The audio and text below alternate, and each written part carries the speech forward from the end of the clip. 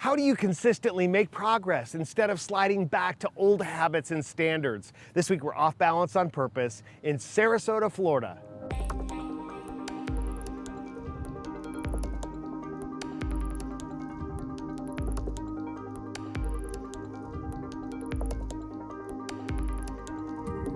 The first time I performed for an audience, I was 12 years old.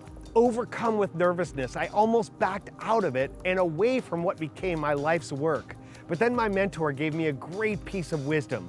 He said, Dan, every time you do a show, you really do 3 shows. The one you plan, the one you do, and the one you should have done that you'll think about in the car on the way home. In other words, get over it. You're not going to be perfect, but you can engage the process.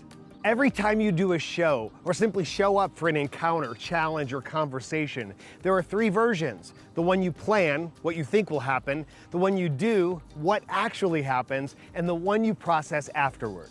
Without a plan, you have no right to step on stage. Planning involves honing your skills, getting organized, setting clear objectives, and understanding your priorities and purpose. It doesn't always have to be extensive, but it does need to be intentional. What do you want? Why do you want it? And what do you need to do to get ready? But once you step on stage or into the challenge, the planning is over. It serves you, but not completely, because in planning, you leave out the most important part, your audience, the people and the realities you will encounter. So rather than trying to be perfect, strive to be present.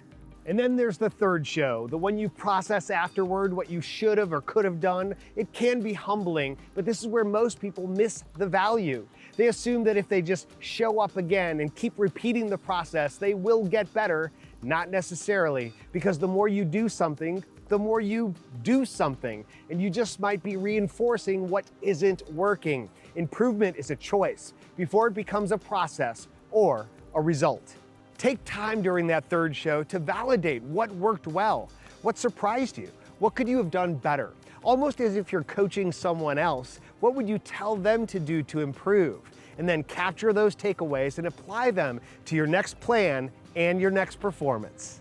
This cycle is the learner's path to continuous improvement. So show up, not just once, but 3 times, to plan your actions, perform in the moment, and process your next adjustments. Until next week, stay off balance on purpose.